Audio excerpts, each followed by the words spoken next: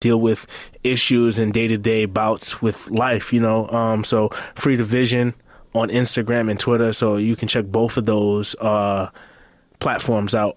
Yes. Whichever way you feel comfortable, but definitely go back and listen to that episode as well. A wealth of information, because many resources. As you know, we've been listening. I mean, not only this platform, but you hear some of the more notable people speaking about mental health awareness. Charlemagne the God. We hear Kanye West dealing with mental illness. There's so many people that it's just being able to go sit down and have that treatment or having that talk. Me and Malcolm also have been open about just like, we haven't got to the level of sitting down with the therapist, but just being able to sit down and do this podcast and talk to one another have been our own therapy. Because the day I need it, a bitch will be on that chaser. Right. Like, hello.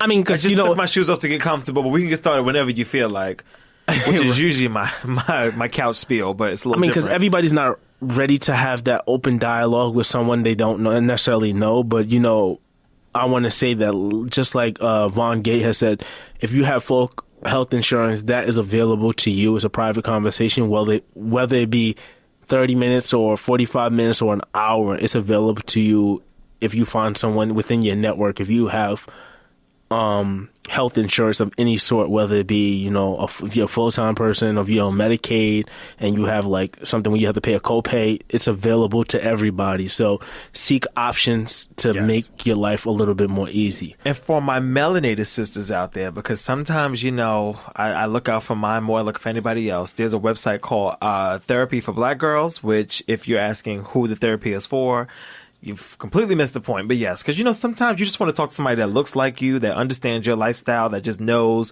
what knows what you've been through, but can really, relate to what you've been through. So, and I think more so about the conversation of just like therapy and conversation and just not even diagnosis. That's exactly what it is. Therapy and mental conversation with others is just like speak about the things that's going through your mind and your life.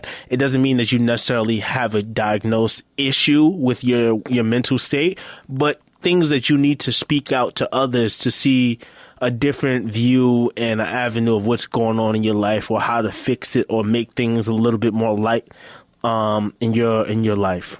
I know that's right, because sometimes the bitch just needs to talk. Sometimes it just needs to be like, no, that's a lot of I need some ears. Somebody needs to listen to me tell the story. No, there's times like, it's crazy because sometimes I just feel like, in my own house, I just need to cut on the radio or like turn on some music, and as much as it sounds crazy, just walk around in my briefs and just like listen to music and just like dance and be free, be yourself. That's real. Very Tom Cruise and whatever that movie was. No, it real. Like just let loose and just like get all that negative energy off your back. If you just need to be off, like, come in here, I left my headphones, and I was like, God didn't want me to have my headphones today. Like, I didn't need all That's that. That's a nice way to think about it. I didn't need all that corruption, other energy within my headspace today. Like, I just need to come in here with a clear mind and just do what I do. And you just have to, like, when things happen, just look at it from a different avenue. Just stop, take a breath, and just like reflect. Me and you had a situation before this episode started, like 3 different situations. So we still having a situation, right? No, am I lying? I swear, no, my right hand. No, 3 different situations as to why we couldn't do this episode, and we were just like, all right, how can we diagnose and figure this out? Talking to each other. All right, what are our options? You know why we both get paid to do what we do? Because we are troubleshooters. And people pay us to fix shit. So we just fix shit in our own lives. We're like, all right, we got to figure this out. So producers and creators. Listen, man, it is what it is. Right. But yeah, so talk about your 2018. With that said, yes, let's get into our 2018 wrap-up recap. That was our best of. Hopefully you enjoyed it. So I always like to sit back and reflect on like what 2K insert particular year taught me. 2K18 was interesting. I think I've kind of arced this out of my head, but I'm just gonna try to go with what feels most natural. So I feel like 2018 taught me that, yes, always pour more. You always need a little bit more in your cup. I'm only being 100 with y'all. But besides that, I feel like it taught me to really maximize moments. Right. And there was some shit I did in 2018 that was like, new or like exciting, like career wise. Okay. Like I gave you the look because I didn't want to like make you hot, but yeah. Yeah, career took like some new leaps and bounds, that was very nice. But not to get all super sad and sappy, but I experienced the death of two really close peers this year. One, somebody that we discussed on the show, Tiff, who was on... That's crazy that you consider... I mean, go ahead. I'm my fault. Go ahead. Yeah, no, Tiff, who was on the show in like late 2017, maybe. Mm-hmm. And then one of my coworkers from the Apollo, Daniela, passed away. And Tiff passed in like May. Actually, Tiff died like a week before my birthday, which was like a real mind fuck. Like going into 2019, going into 25, and like having this be so on. Like the day of Tiff's funeral was the day before my birthday. Like, I'm sorry, yeah. Yeah. So like that was that Friday, and don't cry. No, I'm good. Okay, I'm good. You I can't do that. I could, but I mean, I'm so good. that was that Friday, and then my birthday was that Saturday. So like it was a lot to process, and I think like big birthdays like 21, 25, 30, like birthdays are always a big reflection time. So like to have someone that you like knew so well, and again, like Tiff and I really only knew each other through media. Like we were really good like Twitter friends, but I had met her like a couple of times. Like it was weird. So like to have that happen in May, and then have one of my friends, really, really close friends, pass away in August. In August, it like took a lot. It took a lot, and it was like a really big reflection time for me to be like, okay, bitch, like tomorrow, we always say to each other, like, tomorrow's not promised, but this year really like solidified, like, no, bitch, tomorrow is really not promised. Like, if you want to do some shit, like, you really need to do it now. Like, which has made me much more bold, much more outspoken. I think Gav was saying it before, like, y'all are like saying that you and I are becoming much more transparent on the show. And I think that just comes from the fear of dying like a silent soldier, and that's never what I want to be. Like, if I'm glad you spoke knock that on all the wood, but like if today's my last day on this earth, like I want people to know how I thought, how I felt about them, how I felt about things in the world. Like I don't want there to be any misconception or I don't want anything to be like misconstrued about how I spent my time on this earth. There's something, oh my gosh, yo, this is like so warm-hearted because there's an actual clip, I bookmark things on Instagram and like Twitter and the things I send to myself, and I actually forget sometimes because I have things in multiple spaces. Like I work literally. It's a lot of lists. I have like 4 shows. A lot of lists. I work 2 jobs and I have like 4 shows and like different things that go on in between. So sometimes when I send them, and by the time I come to the studio, Malcolm's like, do you have prep ready? And I'm like, nigga, like I don't even have time to prep. So this is like my lax time to like do whatever we do. But in the world of like LGBTQ, there's like a thing where like so many people they're not able to live their life, and they live in like discomfort because they're so like honestly, it's a challenging experience. Oh, yeah. And like how it's so closeted and people are not living in fulfillment.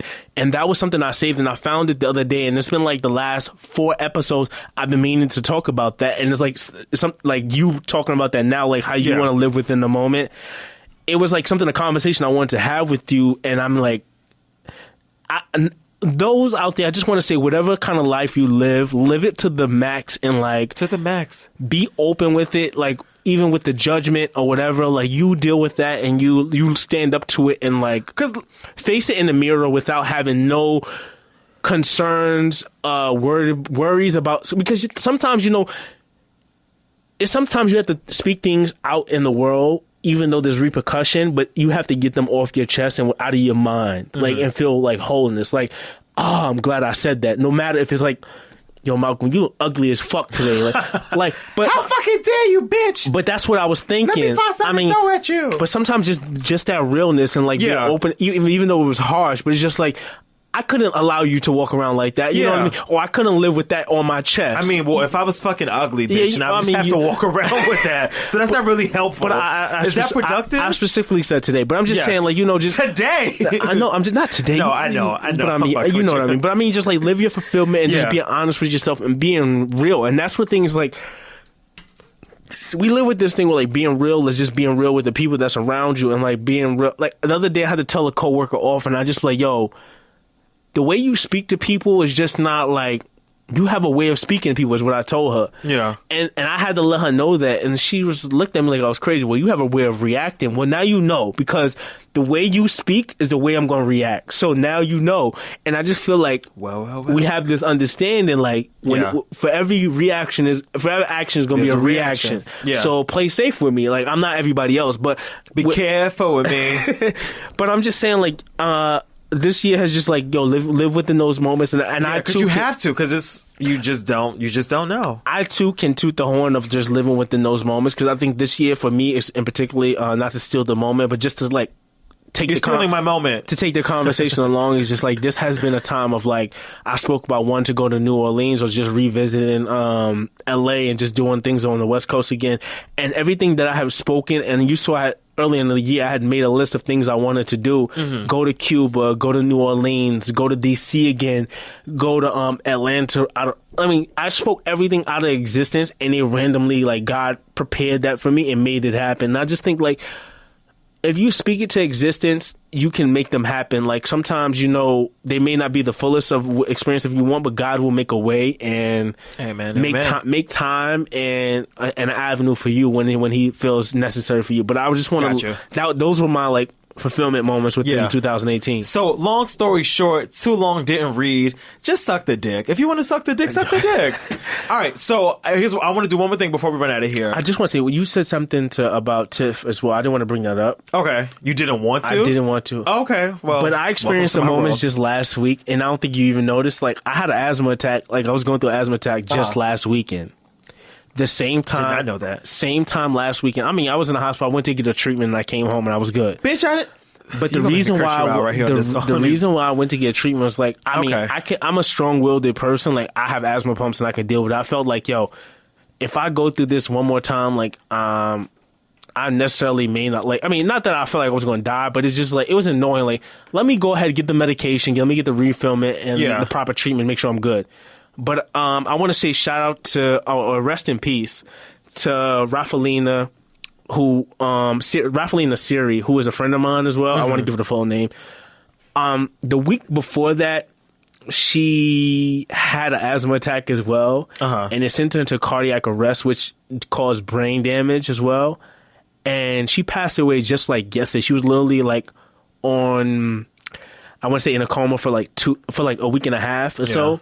So she passed on, and that during this time while she was like in a coma, I saw this, like, I donated to the GoFundMe and all this stuff, but I was kind of like low key battling on a minor scale, something I could have went through as well. Yeah, and it kind of propelled me to go to the hospital. I'm like, let me get treatment, but I'm good. But at the same time, I want to say rest in peace to her, because a lot of the time, like, we go through these things of like, we go through things alone and not realizing the repercussion of what could happen, or just, here today, going tomorrow. It's a real thing, and we battle them as humans. All of us, we all have our own problems. I just want to respectfully say, rest in peace to Tiffany, who had an ailment, and rest in peace to Rafalina, because, at the age that we're living in, we're all between 25 and 35, with the 10-year gap, some of us. And I just say, like, a lot of young people are passing away, and I just want to say rest in peace. Wild. And it's wild to me. Yeah. So, I don't know when I could be here or when I'm not going to be here or whatever. None of us know. None of us know. But truly maximize the moment. This is why this has been totally a reflection about, living within the moment. If you listen back to this entire episode, this has been about living the moment, having the laughs, enjoying your time around people, experiences, going around the world. Malcolm has been able to go to Atlanta, has been able to see his family. I've been able to travel around the world throughout this year. Bitch, I've been around the world too. I said that. You said Atlanta. I mean, you've been in Atlanta, but you also, you was just speaking to existence as well. But I don't know what else. I like fucking with you because you get so combative so quickly. I just said that. Ma, I told him, get off my bed. He stole my bed. You definitely was in Bermuda with your fucking thought. I don't know, some homie you was with. I don't know. Nigga, I was with my mom and my daddy and my cousins in Bermuda. There was somebody else you was in the photo with. I'm not going to make it hot though, but. Who? I was literally on vacation. I didn't Squat pose on the beach with the sand, your toes were sunken. I was by myself. Oh, okay. Yeah. Now listen. I tell y'all the truth. I didn't have sex with anybody on any of those vacations. Where did you travel this year? I went to Bermuda and Aruba, and then DC with you, and then Atlanta. But I go to Atlanta. Atlanta's like my second home. I went to like 4 spaces as well. Yeah, I'm always in Atlanta. Atlanta's like the Bronx for me. Like, I told you early in the year or last year. I said a lot of the time